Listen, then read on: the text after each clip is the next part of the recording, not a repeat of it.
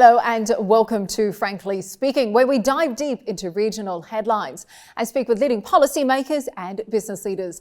I am Katie Jensen. Few people know the pressures of running Israel like Ehud Olmert. He was Prime Minister during the 2006 Lebanon war, in peace talks with the Palestinians in 2008, and through a political crisis that ended with his resignation on corruption charges. Since leaving office, he has become one of Prime Minister Benjamin Netanyahu's fiercest critics, calling for him to face trial for war crimes. On this episode, we asked the former Prime Minister what he really thinks of Israel's current government, its extremist ministers, and if Mr. Netanyahu's leadership has pushed Israel into dangerous isolation, even amongst its closest allies.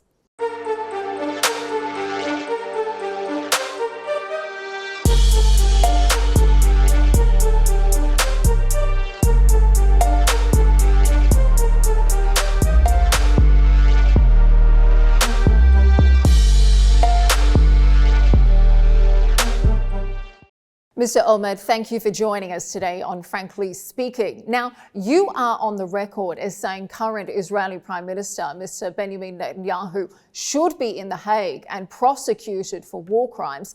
Frankly speaking, do you think your views are widely shared among Israelis, or are they limited to members of the opposition, such as yourself? Well, I don't think, I don't remember saying that Netanyahu should be in The Hague and convicted or indicted for criminal crime or war crimes. What I said actually is that I hope he will be indicted in the Israeli courts for committing crimes against the people of Israel. I said and I criticized the Israeli government for committing crimes, not as a policy, by the way, not as something that has been determined and was instructed by the high authorities of the government or by the commanders of the Israeli army to kill indefinitely civilians in Gaza.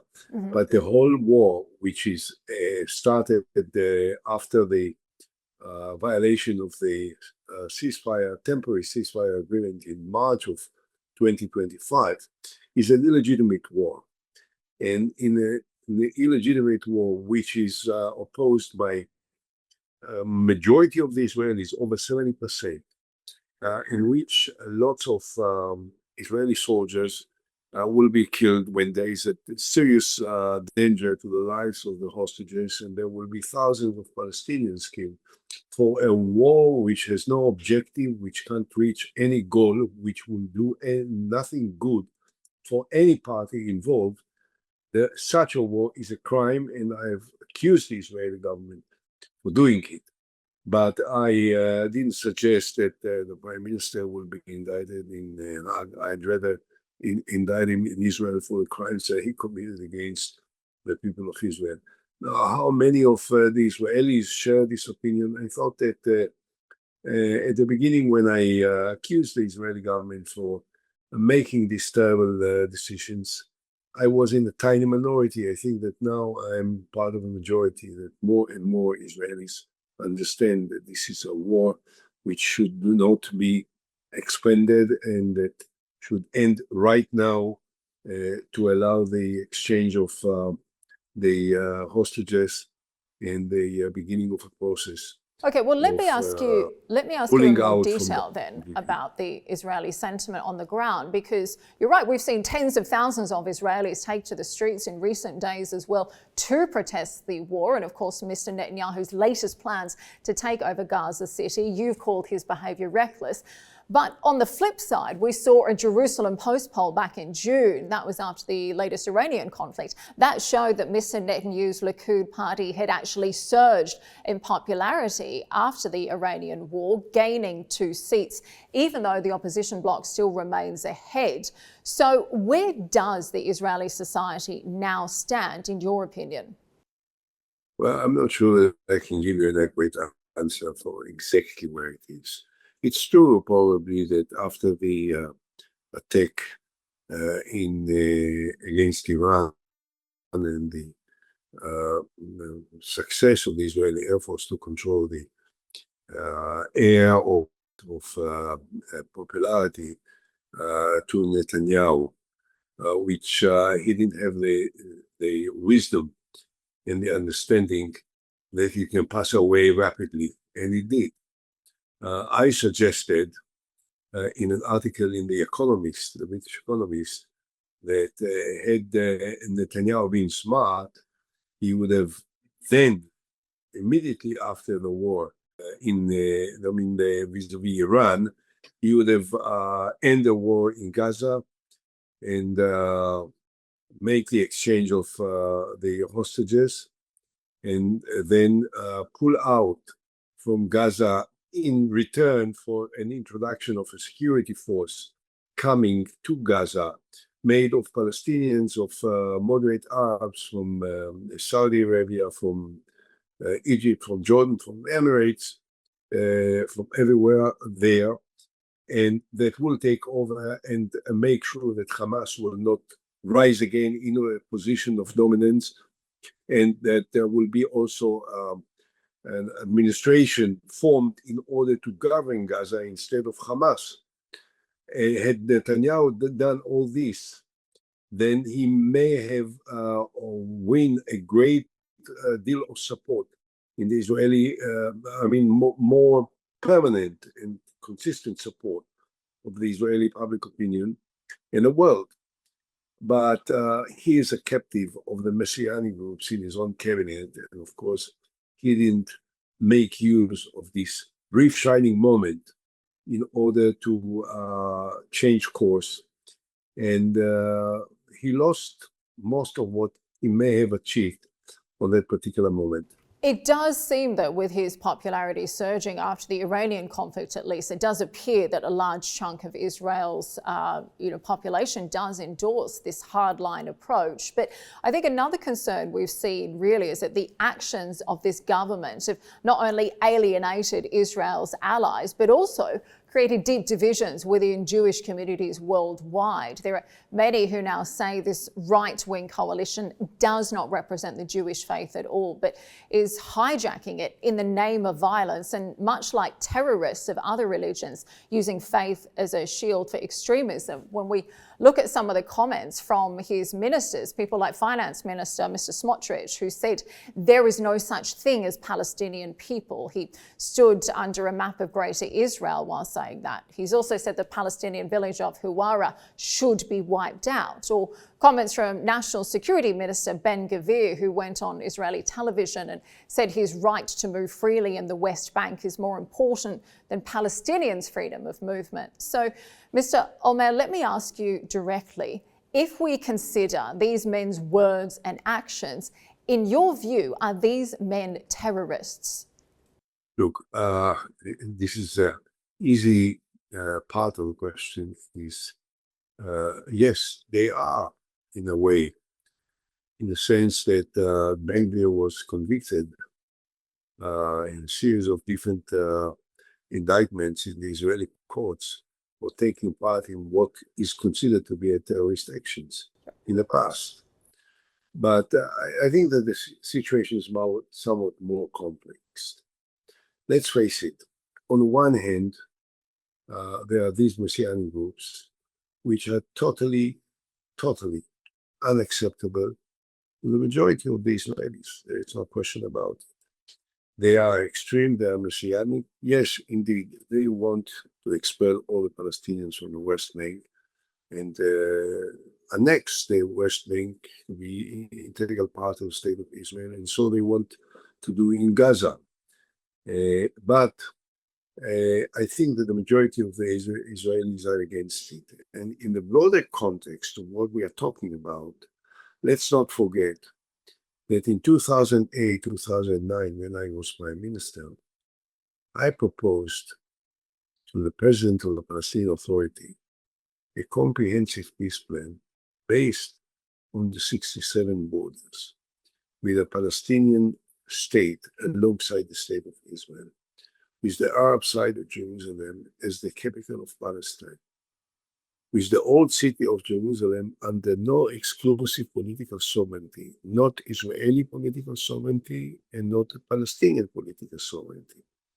And that the old city, including, of course, the Temple Mount, all the important and the holy places that are sacred for Muslims, for Jews, and for Christians, that all that will be administered by a trust of 5 nations: Saudis, Jordan, Palestine, Israel, and America. And that this was proposed by me as the Prime Minister of Israel when I had a stable majority supporting my government in the Israeli parliament. And unfortunately, the Palestinian leaders did not sign in, did not approve, were not ready to come along. They never said yes. They never said no, but they never said yes. So in other words, what I want to say is this. The present ministers in the Israeli cabinet are totally unacceptable. They are messianic, they are extremists, they are fundamentalists. They are not different from the Iranian ministers that are subject to the total influence of the Ayatollahs there and the Ayatollahs here. Do they represent the majority of the Israeli people? I believe not. Are there different forces coming from Israel like mine? Yes, there are millions of Israelis that subscribe to my criticism and my vision of a political solution. Are we a majority at the present time in the public opinion? No, I don't think so. Can we become a majority in the public opinion? Yes, I believe so. It requires determination, leadership, perseverance, consistency, and a vision. And I believe that we will come along victorious, but it will take more time, and the Ben-Gvirs and the Smotriches will be wiped out to the sidelines of history. And I think the big concern is you say that Mr. Smotrich and Mr. Ben-Gvir do not accurately represent Israeli society today. But of course, these are not marginal figures. They are sitting ministers in Mr. Netanyahu's cabinet. They have been sanctioned, even declared persona non grata by Western allies. And yet Mr. Netanyahu himself in recent days has now gone even further with some of his comments. He's been talking about a greater Israel, talking about annexing land from neighbouring Arab states, even those who have signed peace treaties. Tell me, is this something that you would ever have called for as Prime Minister? No, I didn't. Look, again, presently there is a very clear distinction, which is very hard to grasp and to tolerate and to acquiesce with, but we have to realize it. The public opinion, more than 70%, perhaps 75%, perhaps 80%, are consistently saying that they are in favor of ending the war, full stop, and return the hostages, whatever all the other possible ramifications may be. But this is what they want. At the same time, there is a government which has a clear-cut majority in parliament based on elections which took place 3 years ago. Country is polarized. There is a deep division between a major part of the public opinion which is in favor of changing course, and the part which is now governed by the Netanyahus and the group of thugs which are known to be the cabinet ministers. Now, what they are doing, they are causing a very big damage to the reputation of the State of Israel, to the integrity of the State of Israel, and to the perception of what Israel stands for. And that causes a huge difficulty in the relations of Israel with the traditional friends of Israel, European countries, France, Germany, Great Britain, Canada, other countries. And it also creates difficulties that will become more and more difficult to deal with America. And unfortunately, also it creates difficulties with our very important friends in Egypt and in Jordan, and also in the Emirates. And it certainly prevents the possible movement towards a normalization process with Saudi Arabia. which is obviously a desire of so many Israelis. So had I been Prime Minister, it would have been entirely different. I would have adopted what I represented at the time that I was Prime Minister, talking about the two-state solutions, negotiating with it, hopefully trying to force a Palestinian leadership to comply with. As you may know, I since last year, July last year, I collaborate with a very distinguished Palestinian, the former foreign minister of the Palestinian Authority, and the former UN ambassador, Dr. Nasser al-Qudwa, the nephew of Arafat, and we signed a joint statement on the 17th of July, 2024, in which we called for the end of the war in Gaza and for the necessary steps to be taken in order to complete the release of hostages and the release of prisoners and the introduction of a security force and the building up of a new administration to govern Gaza without the Hamas, and also the beginning of a negotiating process between Israel and Palestine on the two-state solution basis, on the basis of the peace plan that I presented to Mahmoud Abbas in 2008. This is what I would have worked for. This is what I defend. This is what I support. This is what I think is the necessary, inevitable course that should be adopted by us and by the Palestinians. By the way, both sides are having leadership. It's not just us, it's also the Palestinians. And the Palestinian Authority needs to be reformed dramatically in order to become a more effective executive political government that will be capable of handling all the challenges facing the Palestinians as a result of these tragic 2 years that they had been through. Well, given what's going on the ground at the moment, it does feel like we're very far away from that. Now, there's certainly a growing concern internationally. You've mentioned there on a domestic front too, that Israel's war policy is being driven not by national security, but by one man's drive for personal survival, that essentially Mr. Netanyahu wants to prolong the war in order to avoid being held accountable by the Israeli people for the October 7 attacks and the multiple security breaches that took place, and to avoid answering on the corruption charges. Tell me, Mr. Olmert, is that something that you agree on, and is that sentiment being echoed across Israel? Look, when these words, this criticism comes from my side, from the Israeli side, it's perfectly legitimate. When it comes from your side, it's somewhat problematic, and I'll tell you why.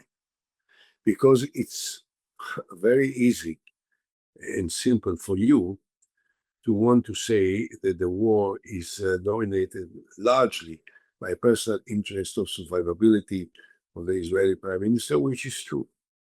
But you tend not to recognize how it all started in October of 23.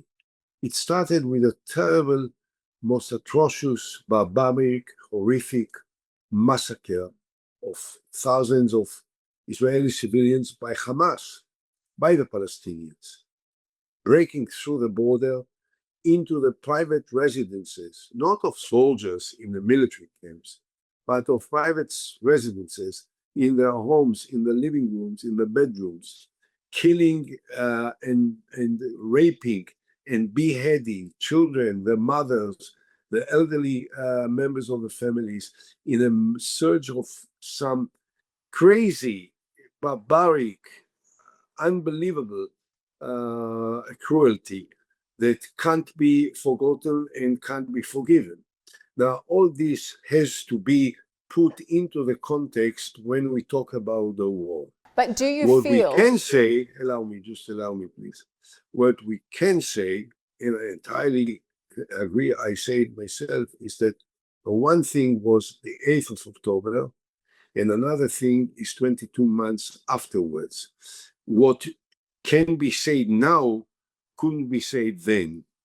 What happened then was inevitably the reason for all these mess and chaotic events which took place in the last 2 years. Okay, but However, Mr. Olmert, you are saying that you're saying Mr. Netanyahu is we not have to measure interested. things. Excuse me. We have to measure things in an entirely different way, and I think that at this time, now, when there is not any objective that is worth the cost, when Hamas has been completely eradicated as a military power. But do you feel that Mr. Netanyahu is not interested in survival or escaping corruption? Innocent Palestinians is a crime, and I'm against it. Okay, but if I can ask you, you're saying Mr. Netanyahu is not interested in survival or escaping corruption at the moment.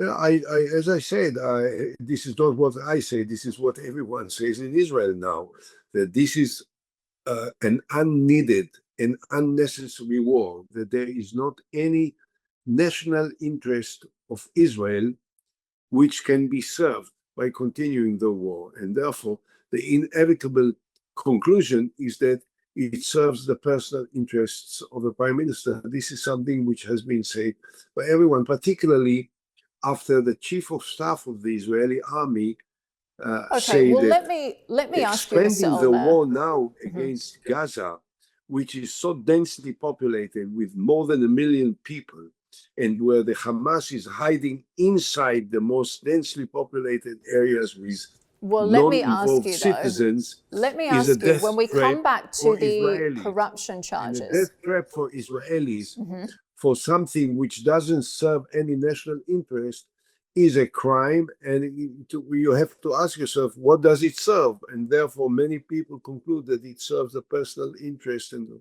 But let me ask you, because if I can go back to my previous question, Mr. Olmert, I'd be interested in your thoughts. When we talk about Mr. Netanyahu's corruption charges, if you don't mind me saying, you personally were accused and charged with corruption. In fact, you were the first Israeli former Prime Minister to serve time in prison of 16 months. So there are defenders of Mr. Netanyahu that point to these facts and say that you have no legitimacy to criticize the current government's handling of the war. How do you respond to those kind of comments? Number one, I never talked about the indictments of Netanyahu as far as the legal proceedings are concerned, because I think that it should be determined by the court, and I have no part of it. And my answer to the others is very simple. Those who don't want to hear me don't have to listen to me. Those who ask me to speak and interview me, like you do, perhaps they have some interest in what I have to say, and therefore they ask me to answer the questions. But no one needs to listen if he doesn't want to. So you certainly feel Mr. Netanyahu's policies are to ensure his own personal survival rather than Israel's actual national security. Let me ask you about international comments as well. During a recent interview with CNN's Christiana Manpour, former Saudi intelligence chief and veteran diplomat Prince Turki Al Faisal, he described Mr. Netanyahu as a genocidal maniac. Would you agree with that description? No. You would not agree? As I said before, I think that certain things which are done are totally intolerable, unacceptable, and unforgivable.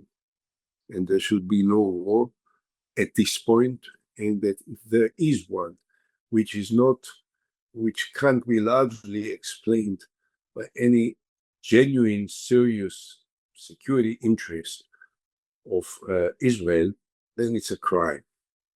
But there is a long distance between this and genocide.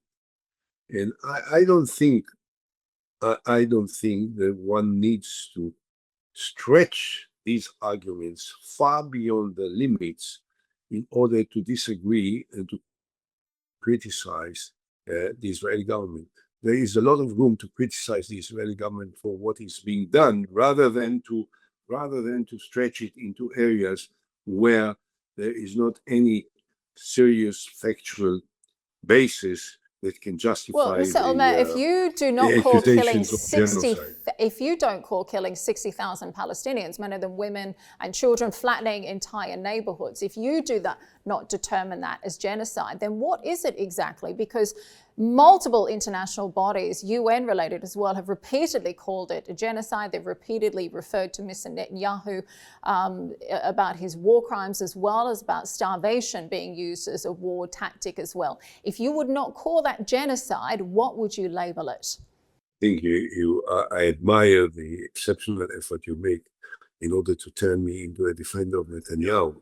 No, So I'm genuinely interested in your restrain, opinion. you restrain this desire so that I could criticize Netanyahu without necessarily using some of the wrong judgments that you make. Okay, so then correct me, because we've seen the United Nations, Amnesty International. I don't know how many of them were killed, whether 60,000, perhaps even more. There is no question that a very large part of them were Hamas fighters, and they deserve the punishment. That there were many that shouldn't have been killed, and their killing was an inevitable outcome of the fact that the only way to fight Hamas was in the densely populated areas where they were hiding, underground, on ground, in the tunnels, in the hospitals, in the mosques, everywhere. And this is a terrible outcome. And there may have been excesses which are totally unacceptable and unforgivable. I don't think that it falls within the legal definition of genocide. And the fact is that the International Court of Justice in The Hague didn't rule, in spite of the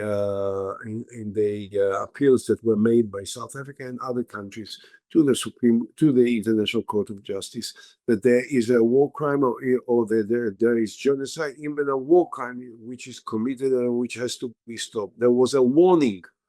So let's put it where it is.